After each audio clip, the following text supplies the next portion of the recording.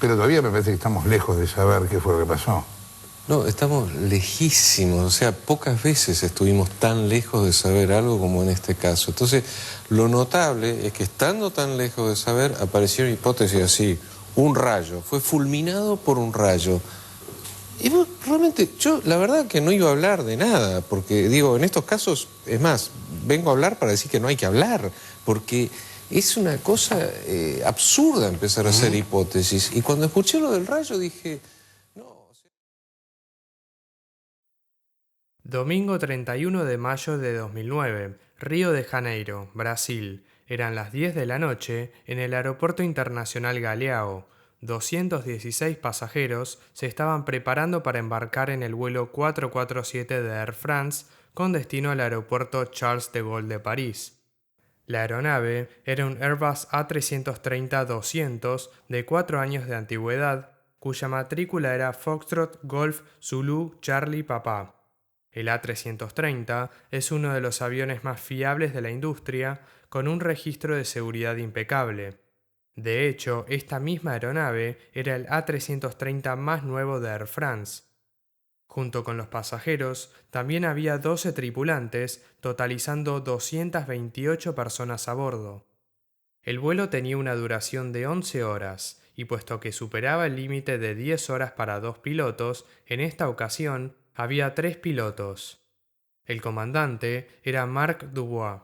A sus 58 años, era uno de los pilotos más experimentados de Air France, con casi 11.000 horas de vuelo. A su derecha estaba el copiloto Pierre-Cédric Bonan. Tenía 32 años y unas 3.000 horas de vuelo. Bonan llevaba un año volando el A330, por lo que todavía estaba conociendo la aeronave. Por último, estaba el copiloto de relevo David Robert. Tenía 37 años y más de 6.500 horas de vuelo. Durante el despegue, los 3 pilotos estarían sentados en la cabina. Una vez nivelados a altitud de crucero, David Robert se retiraría para descansar unas 3 horas. Luego volvería para relevar a Dubois y de esta forma los 3 pilotos tendrían su descanso correspondiente. Con el fin de adquirir mayor experiencia, en este tramo, Bonan sería el pilot flying, es decir, el piloto que manipularía los controles de vuelo, mientras que Dubois sería el pilot not flying que cumple el rol de realizar las llamadas de radio y monitorear los instrumentos. A las 10:29, el vuelo 447 despegó y puso rumbo hacia el noreste. Su ruta lo llevaría directo a la zona de convergencia intertropical. Es una banda que rodea la Tierra, cerca del Ecuador, que es propensa a tormentas severas. A las 12:30, siendo ahora 1 de junio, los pilotos recibieron información meteorológica alertando de actividad convectiva en la zona de convergencia intertropical, lo cual era normal para la época del año. Los pilotos siguieron adelante. A la 1:30, el avión se encontraba a una altitud de 35.000 pies, unos 10.700 metros. El vuelo se estaba desarrollando de forma normal. Tras un servicio de comida, los pasajeros se empezaron a acomodar para lo que quedaba del vuelo. Las luces de la cabina se apagaron para que los pasajeros pudieran dormir. A la 1:35, la atmósfera en la cabina era relajada. El piloto automático y el acelerador automático controlaban el avión. A esta altura, el A330 se encontraba sobre el Océano Atlántico Sur y acababa de sobrevolar un punto de notificación llamado Intol. Llegado este punto, el vuelo 447 fue transferido desde el control aéreo de Recife, en Brasil, al Centro de Control Atlántico de Alta Frecuencia. En esta parte del océano ya no hay cobertura de radar, por lo que la aeronave estaba en tierra de nadie. Una vez que se acerquen al continente africano, se restablecería el contacto de radar con los controladores de Dakar, en Senegal. A la 1:45, el vuelo 447 entró a una zona de turbulencia. Los pilotos atenuaron las luces de la cabina y prendieron las luces externas y se dieron cuenta que habían entrado una capa de nubes. También pudieron observar lo que se conoce como el fuego de San Telmo. El fuego de San Telmo es básicamente una descarga luminiscente generada por la electricidad estática. El fenómeno no es para nada peligroso. Para los pilotos es un indicativo de presencia de tormentas eléctricas en la zona. A la 1:52, la turbulencia había disminuido en intensidad y el comandante Dubois despertó al copiloto David Robert para que tomara su asiento. A las 2 de la mañana, los tres pilotos realizaron un briefing en la cabina sobre cómo estaba progresando el vuelo. Se hizo especial hincapié en la presencia de tormentas y turbulencia en la zona. Tras esto, el comandante Dubois se retiró de la cabina para descansar. David Robert se sentó en el asiento izquierdo y Bonan estaba a su derecha. Puede que parezca raro que haya dos copilotos al mismo tiempo. Sin embargo, esta es una práctica común en vuelos largos. A las 2:08, los pilotos se desviaron unos 12 grados a la izquierda de su ruta para evitar tormentas. Aún así, la aeronave entró en una zona de turbulencia moderada. Los pilotos redujeron la velocidad ligeramente y encendieron los sistemas antihielo. Para desconocimiento de los pilotos, los tubos de pitot que miden la velocidad del aire se habían congelado y habían empezado a mostrar lecturas incorrectas sobre velocidad. A las 2:10,5 el piloto automático y el acelerador automático se desconectaron repentinamente. En respuesta a esto, Bonan dijo: «Yo tengo los mandos». Aparte del bloqueo de los tubos pitot que envían lecturas incorrectas de velocidad, no había nada malo con el avión. Lo único que los pilotos tenían que hacer era mantener el avión nivelado. Los tubos se limpiarían solos en menos de un minuto y las lecturas de velocidad volverían a ser normales y se podría volver a encender el piloto automático. Sin embargo, Bonan no mantuvo el avión nivelado. Inexplicablemente, empezó a tirar hacia atrás de su sidestick, provocando que el avión ascienda. Su reacción fue tan brusca que la aeronave empezó a ascender a 7.000 pies por minuto, más del triple de lo normal a esa altitud. Inmediatamente sonó esta alarma. Stall, stall. Stall, stall. Y presten atención que la vamos a mencionar varias veces. El copiloto de relevo Robert dijo: «Hemos perdido velocidad», y al ver que la aeronave estaba ascendiendo, le insistió a Bonan para que descendiera. Pero Bonan siguió haciendo lo contrario. Al igual que un auto en una subida, al ascender, una aeronave pierde velocidad. Si el ascenso es muy empinado y prolongado, como en este caso, el avión corre el riesgo de entrar en pérdida. Para aquellos que no estén familiarizados con este término, un avión entra en pérdida, o stall, cuando vuela tan lento que ya no circula suficiente aire sobre las alas. Dicho vagamente, las alas ya no generan suficiente sustentación y el avión cae literalmente como una piedra. 44 segundos después de que se apagara el piloto automático, el vuelo 447 se encontraba a una altitud de 37.500 pies y seguía ascendiendo y perdiendo velocidad. El copiloto Robert solicitó desesperadamente la presencia del comandante Dubois para que los ayudara a resolver el problema. La alarma de entrada en pérdida seguía sonando, por lo que Bonan aceleró los motores hasta su máxima potencia, lo cual no tuvo ningún efecto, ya que seguía tirando hacia atrás del mando, manteniendo la nariz alta y perdiendo velocidad. A las 2:11, el vuelo 447 alcanzó una altitud de 38.000 pies y finalmente entró en pérdida. Poco después, Robert dijo: «Todavía tenemos motores. ¿Qué diablos está pasando? No entiendo lo que está pasando». 10 segundos después, Bonan dijo: «Maldita sea, ya no tengo el control del avión. Ya no tengo el control del avión en absoluto». Tras 90 segundos de crisis, el comandante Dubois entró a la cabina y dijo: «¿Qué demonios están haciendo?». A lo que Bonan le respondió: «Hemos perdido el control del avión». Robert reafirmó diciendo: «Definitivamente perdimos el control, no entendemos nada, lo hemos intentado todo». El A330 se encontraba de vuelta a 35.000 pies de altitud, pero estaba descendiendo a un increíble ritmo de más de 10.000 pies por minuto. Dubois se sentó en el jump seat detrás de los dos pilotos, para ayudarlos a resolver el problema. A las 2:13, apenas 3 minutos después del inicio de los problemas, el vuelo 447 se encontraba a unos 16.000 pies de altitud. Los motores estaban en su máxima potencia, pero la nariz todavía seguía arriba y apenas tenían velocidad horizontal. Su tasa de descenso era de más de 12.000 pies por minuto. Dicho de otra forma, estaban cayendo como una piedra.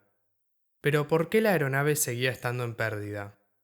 La única razón era que Bonan seguía tirando hacia atrás de su mando, manteniendo la nariz en una posición elevada, impidiendo así que las alas generen sustentación. La recuperación de una entrada en pérdida es simple. El problema es que la aeronave tiene un excesivo ángulo de ataque. ¿Cómo se resuelve? Disminuyendo el ángulo de ataque, o sea, bajando la nariz, empujando el mando hacia adelante. Sin embargo, a pesar de las alarmas que avisaban de la situación, Bonan estaba haciendo todo lo contrario. Y peor aún, ninguno de los pilotos parecía entender que habían entrado en pérdida. A las 2:13:40 segundos, mientras la aeronave estaba a unos 8.500 pies y todavía descendiendo rápidamente, Robert dijo: «Sube, sube, sube, sube, sube». En ese momento, Bonan dijo posiblemente la frase que resolvió todo el misterio de la situación. «Pero he tenido el mando hacia atrás todo este tiempo».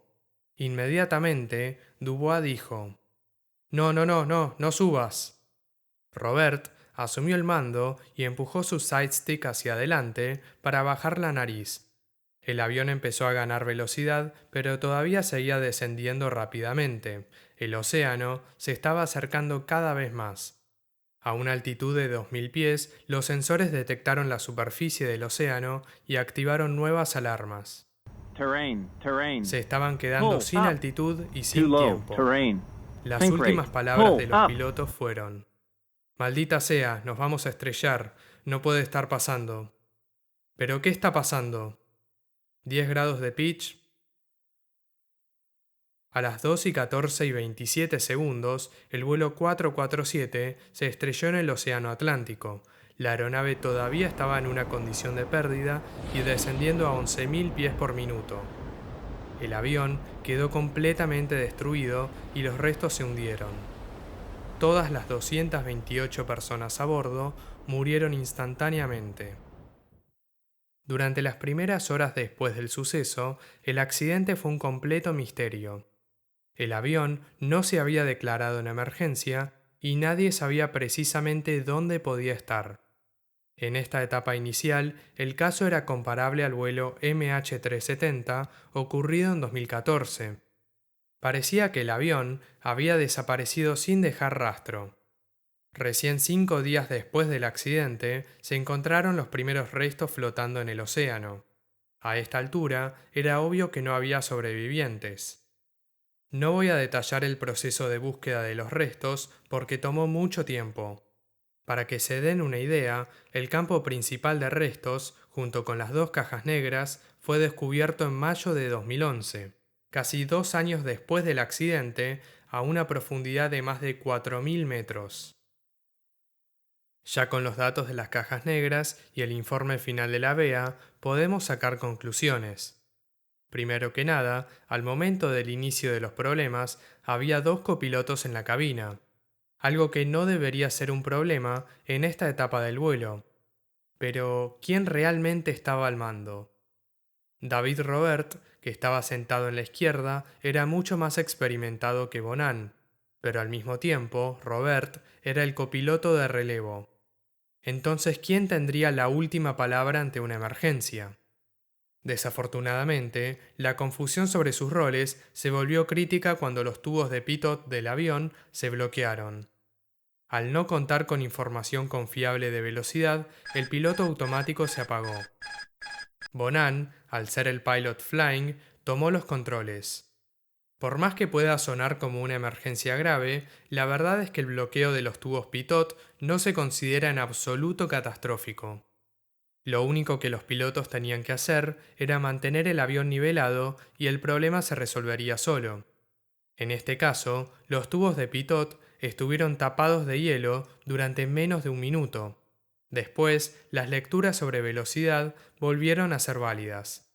Pero inexplicablemente, Bonan tiró hacia atrás de su sidestick. La maniobra fue tan brusca que inmediatamente activó la alarma de entrada en pérdida. Ahora el avión estaba ascendiendo, pero estaba volando tan lento que se estaba acercando a la pérdida.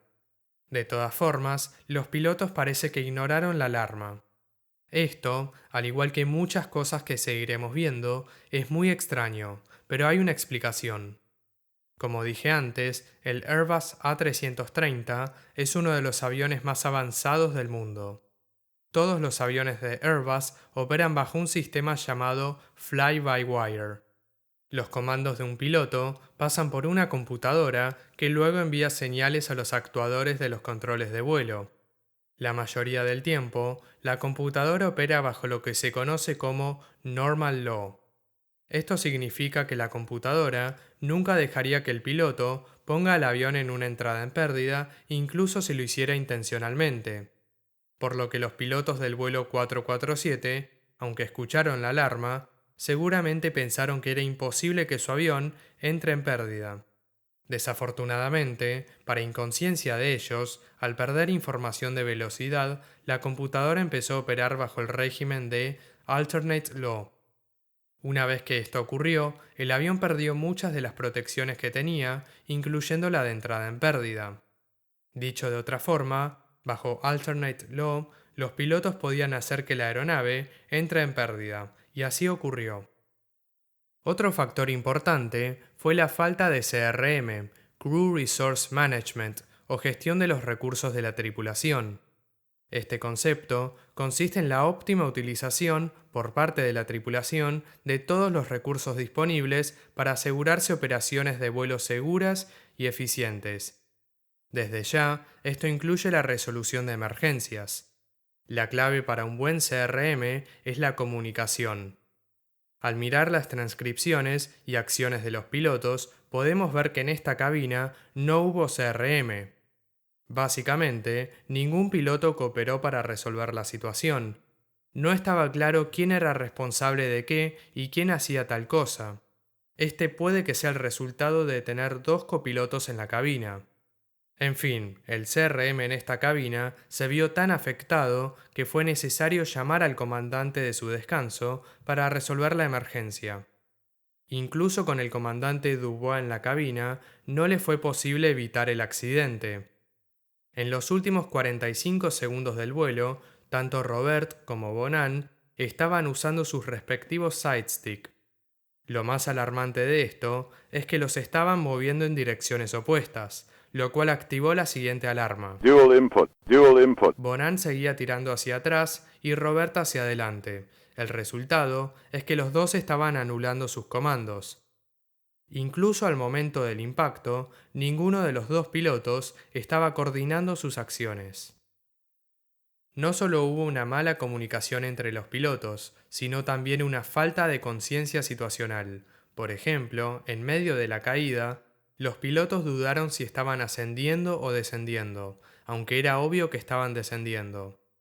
Increíblemente, tampoco estaban seguros de si estaban con exceso de velocidad o falta de velocidad. Bonan estuvo a punto de desplegar los speed brakes o aerofrenos. Por suerte, Robert impidió esta maniobra. En defensa de los pilotos, cabe destacar que era de noche y que estaban en medio del océano sin ninguna referencia visual externa. También estaban en una zona de turbulencias y grandes tormentas. Por lo que no hay duda que había varias distracciones que hacía que fuera difícil entender la situación en la que estaban. La falta de conciencia situacional fue tal que a pesar de que la alarma de entrada en pérdida sonó 75 veces, ninguno de los tres pilotos mencionó la palabra pérdida. Desde que se apagó el piloto automático hasta que se estrellaron, pasaron un total de 4 minutos y 23 segundos. En todo ese tiempo, nadie en la cabina fue capaz de descifrar el problema o siquiera tomar medidas correctivas. Y a ver, 4 minutos es mucho tiempo. Así como la filosofía de Airbus es el uso de la automatización para impedir errores humanos, En este caso, el propio diseño de la cabina del A330 resultó un factor determinante en esta tragedia. ¿A qué voy con esto? Como dije, Airbus usa sidestick. Cuando Bonan tiró hacia atrás de su sidestick y provocó que la aeronave entrara en pérdida, Robert, desde su posición, ni tampoco Dubois, podían ver los comandos que estaba haciendo.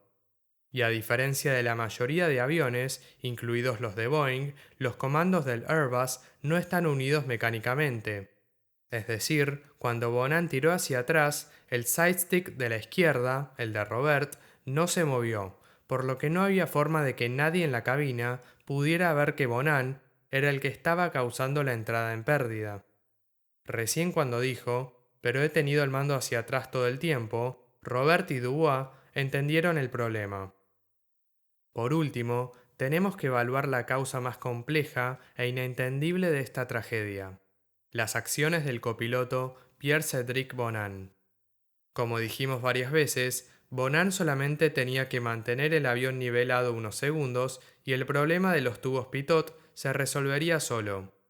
En lugar de eso, tiró hacia atrás e hizo que el avión entrara en pérdida. Esta acción es prácticamente inentendible.